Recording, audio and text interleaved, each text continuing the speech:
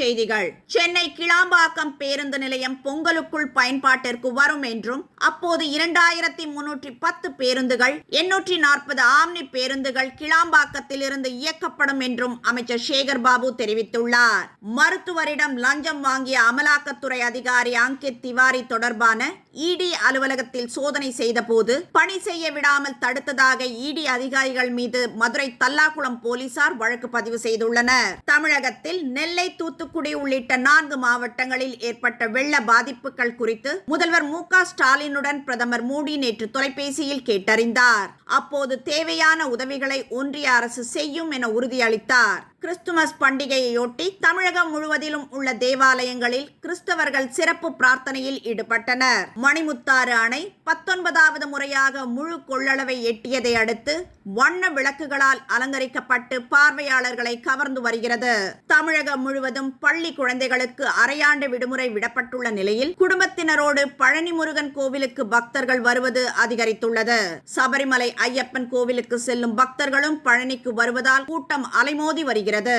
வெள்ள பாதிப்புகளை பார்வையிட மத்திய நிதியமைச்சர் நிர்மலா சீதாராமன் நாளை தூத்துக்குடி வரவுள்ளதாகவும், மழை வெள்ளத்தால் பாதிக்கப்பட்ட பகுதிகளை நேரில் பார்வையிட்டு அவர் ஆய்வு செய்ய உள்ளதாகவும் மத்திய நிதியமைச்சகம் தெரிவித்துள்ளது.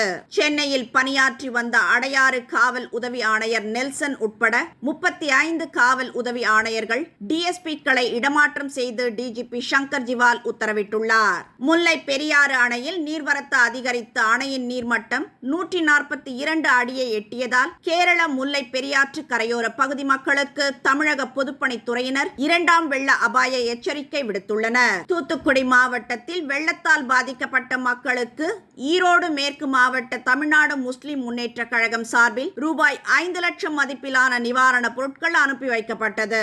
பொங்கல் பண்டிகையை முன்னிட்டு நடைபெறவுள்ள ஜல்லிக்கட்டு போட்டிகளுக்கான முன்னேற்பாடு பணிகள் குறித்த ஆலோசனை கூட்டம் மதுரை மாவட்ட ஆட்சியர் சங்கீதா தலைமையில் நடைபெற்ற போது, எப்போதும் நடைபெறும் மைதானத்திலேயே அலங்காநல்லூர் ஜல்லிக்கட்டை வரும் ஆண்டும் நடத்த திட்டமிடப்பட்டுள்ளது.